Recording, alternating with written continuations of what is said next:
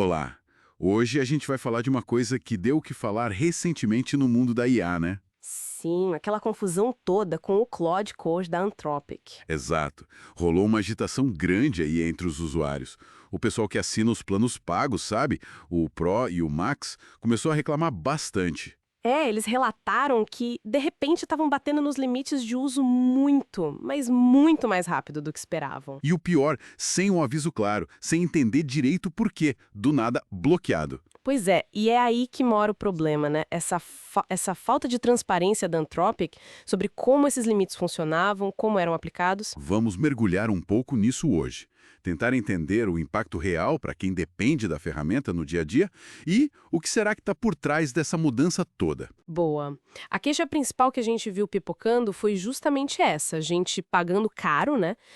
Teve caso de gente falando em US$ 200 por mês. Uma grana considerável. Sim. E aí, depois de pouco tempo de uso, coisa de, sei lá, 20 minutos, poucas perguntas por modelo, já era bloqueado. Ou então topando com aqueles erros 529 que indicam sobrecarga, né? Isso. E a política oficial deles, que falava em limites dinâmicos baseados na demanda em tempo real, acabou sendo, bem, muito vaga. Totalmente. Gerou uma frustração enorme porque ninguém conseguia prever quando ia travar. Com certeza.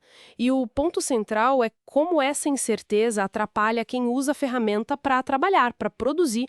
Fica impossível planejar um fluxo de trabalho assim. Diferente de outras plataformas que pelo menos te dão um contador de tokens, algo mais concreto para se basear, né? Exatamente, por isso a maior cobrança foi por transparência. Como alguém bem colocou online, uma métrica tipo 5x mais uso não adianta nada se a base desse cálculo é um mistério. Precisa de previsibilidade. Mas é importante dizer que isso não acontece do nada, né? Tem toda uma questão de infraestrutura por trás disso, imagino. Escalar IA não deve ser igual escalar um site normal. Ah, sem dúvida, é um ponto crucial. Existe uma escassez global, bem real, de GPUs de alta performance. Aquelas placas de vídeo super potentes, né? Isso, que são essenciais para rodar esses modelos gigantes, como o Opus 4 da Anthropic. Escalar esse tipo de serviço não é trivial. Não é só apertar um botão e pronto. Mais capacidade. Longe disso, envolve garantir acesso a essa capacidade computacional que é caríssima e limitada. Muitas vezes são contratos de longo prazo com provedores de nuvem tipo a AWS, que, aliás, é investidora da Anthropic. Entendi. Então a capacidade não é elástica como a gente pensa. Não nesse nível de hardware especializado. Ou a elasticidade tem um custo proibitivo, ou ela é fisicamente limitada por esses acordos e pela disponibilidade de hardware mesmo. É uma tensão forte. A demanda por IA explode, mas a infraestrutura especializada não acompanha na mesma velocidade. Faz sentido. E aquelas interrupções que o Claude Code teve? Acho que foram mais 7 no último mês, segundo a página de status deles. Isso reforça essa ideia de pressão na infra, né? Com certeza. Parece um sinal claro de que eles podem estar, sim, lutando para dar conta de uma demanda que talvez tenha crescido mais rápido do que eles previram. É aquele problema bom, né? Mas não deixa de ser um problema sério para quem paga pelo serviço. Exato. Um desafio de escalabilidade bem grande. Bom, aí depois de toda essa repercussão negativa, a Anthropic veio a público se explicar, né? Sim, eles deram a versão oficial deles. Alegaram que tinha uma pequena porcentagem de usuários fazendo um uso que eles consideraram extremo, tipo gente rodando a ferramenta 24 horas por dia, 7 dias por semana. O que, segundo eles, gerava custos altíssimos para a empresa, na casa de milhares de dólares, para planos que custavam 200. E também mencionaram que estavam combatendo revenda e compartilhamento de contas, o que viola os termos de uso. São justificativas que fazem sentido do ponto de vista do negócio. E, junto com isso, anunciaram as mudanças concretas. Isso, os novos limites, que agora pelo menos são explícitos.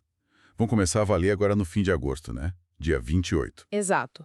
Vão ser limites semanais, baseados em horas de uso. Por exemplo, o plano Pro vai ter algo entre 40 e 80 horas de uso do modelo Sonnet 4 por semana. E o Max, que é o mais caro. O Max vai ter limites específicos para o Sonnet 4 e também para o Opus 4, que é o modelo mais potente deles.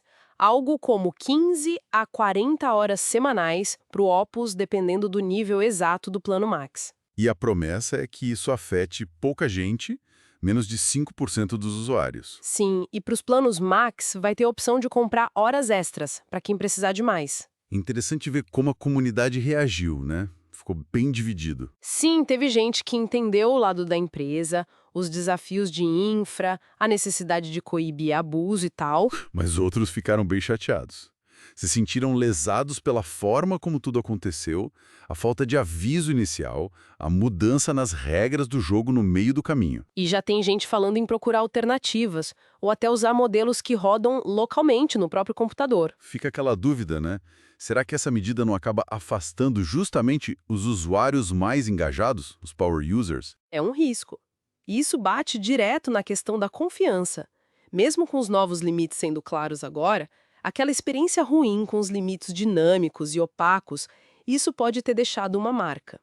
A previsibilidade é chave para quem usa profissionalmente. Totalmente.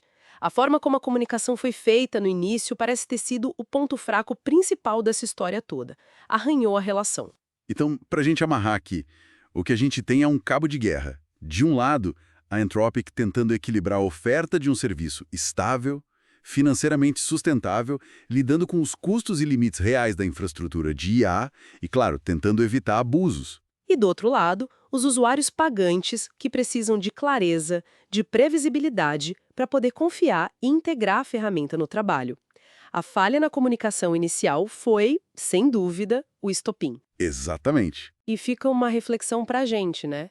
Conforme a gente depende cada vez mais dessas ferramentas de IA no trabalho, no dia a dia, como que as empresas vão achar esse equilíbrio? Entre gerenciar recursos que são escassos e caros, garantir que o negócio pare de pé. E, ao mesmo tempo, oferecer a transparência que é essencial para construir e manter a confiança, principalmente do usuário profissional. Qual o limite do aceitável para essa dinâmica dos limites de uso antes que vire só? Imprevisibilidade. Uma pergunta complexa, sem resposta fácil. Fica aí para o pessoal pensar também.